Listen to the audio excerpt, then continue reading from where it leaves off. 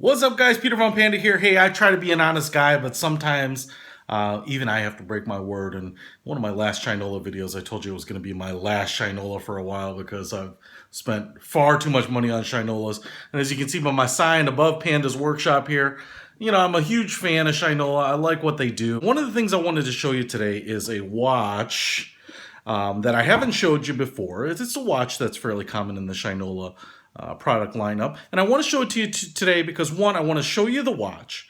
Two, I want to discuss something that's pretty unique about it, and that's the coating on the watch.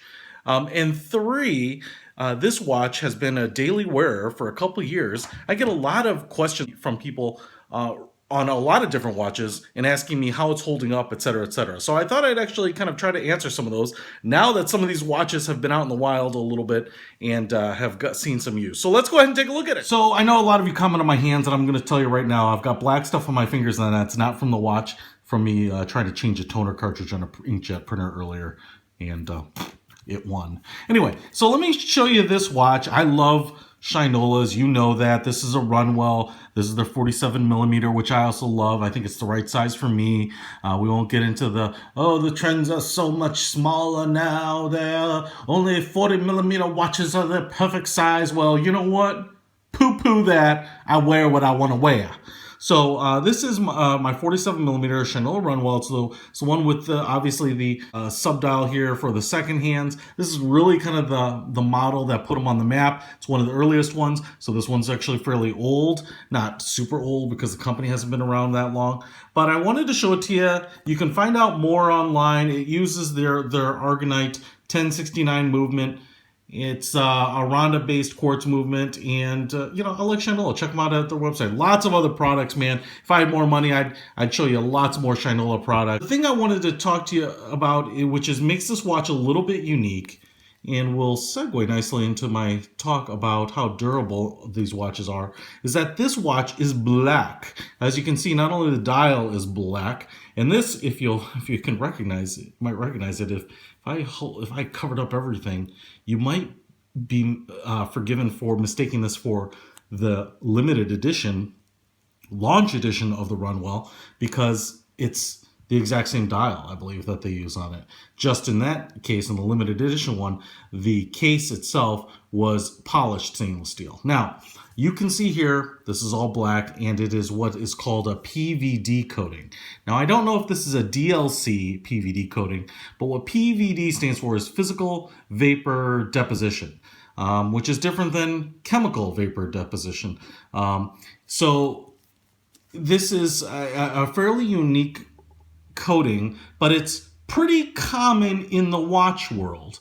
So you'll see a lot of watches that want to put black onto metal use PVD. Now, like I said, I don't know. I couldn't find on the website if this is specifically a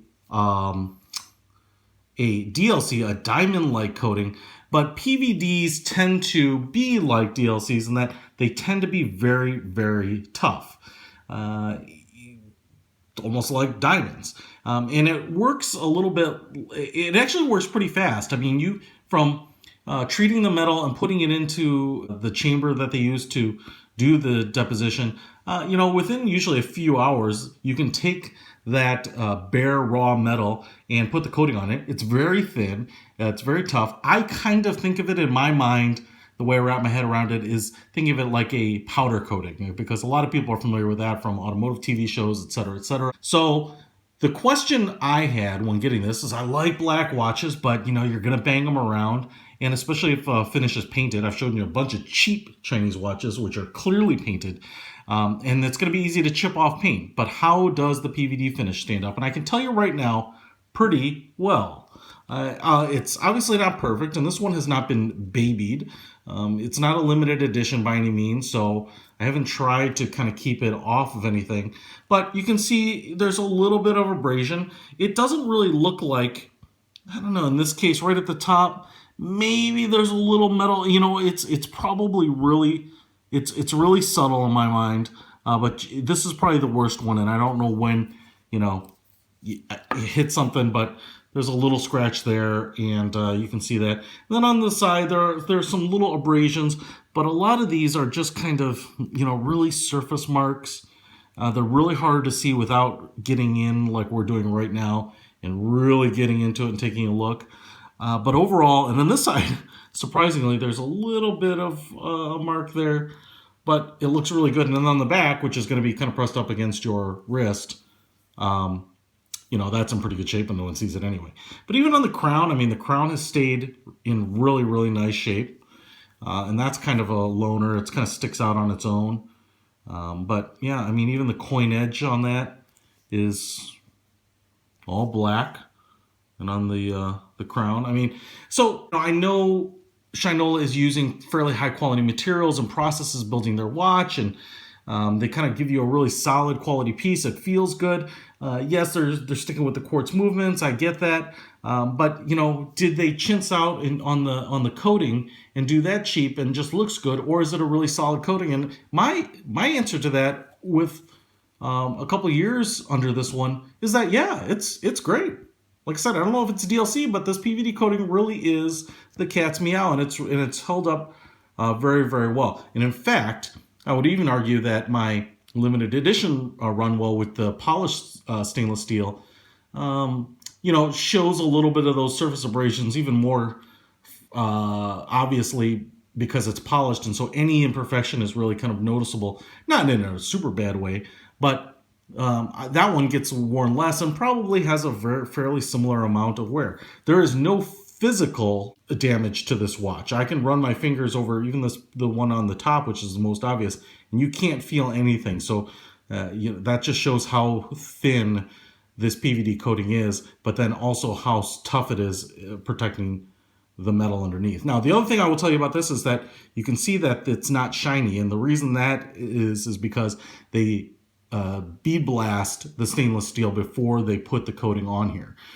If this were a polished stainless steel like on the normal Runwells or the like the limited edition, then this PVD coating would be a really glossy black. And there are PVD coated DLC coated watches in black, and you can even tell, some pieces will be bead blasted, some will be polished, and it really gives a cool effect. I love the matte black effect here, but it does work on polished metal too, and gives a really nice kind of black, shiny, bling bling effect. So anyway, I know a lot of guys in the Rolex with their stainless steel Submariners will send them out to places to get them PVD coated, and they look great. We've seen the case here. We know that that's been in pretty good shape. I can give you some comfort, hopefully mentally, if you're going to get a PVD coated case from Shinola, that they are going to hold up pretty well. Like I said, not babied in any way.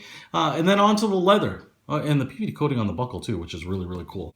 And then they do paint the Shinola logo underneath. In terms of the band, this is held up for pretty nicely too. I will tell you, I ran this watch under some water, just took a towel and kind of wiped it down. I didn't take a brush. I didn't take it apart to clean it up. I mean, you're seeing it really as it's been worn, aside from just kind of getting a little bit of the normal everyday grime off of it. But you get the wear on the band here. The hole that's used a lot is a little bit opened up.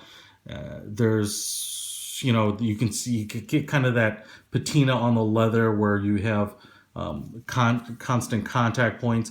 I love how these bands, which are kind of these retention loops here, have aged even a little more. This is they're gonna fall kind of underneath the watch, and as you're wearing it, you're gonna kind of brush them up against stuff a lot. But I think the watch is advertised as a black and tan, and it's a great color combo in my opinion. First of all, 47 millimeters. I think this looks spot on of kind of the look I like. I've got a fairly large wrist, but just on the larger end of normal, and it's really nice to have kind of that black and tan contrasting, and I definitely dig it. And as you can see, like all the stuff down here will get a lot of travel on whatever you're working on, and even the band itself, but then the coating on the buckle has really held up really, really nicely. And again, the band here is aging really well. It hasn't gone super dark, which is kind of one of the things I was worried about, is that as it gets dirty and wet and moisture and humidity and everything, that it would kind of turn dark or really look kind of odd. But it's really kept that kind of lighter tan color, so I dig it.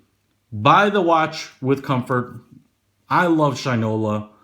This watch, I believe, is $600 new from Shinola, and I think that's a pretty good value. So, you know, the Panda loves all things Shinola, and I love this watch. Peter Von Panda. Out.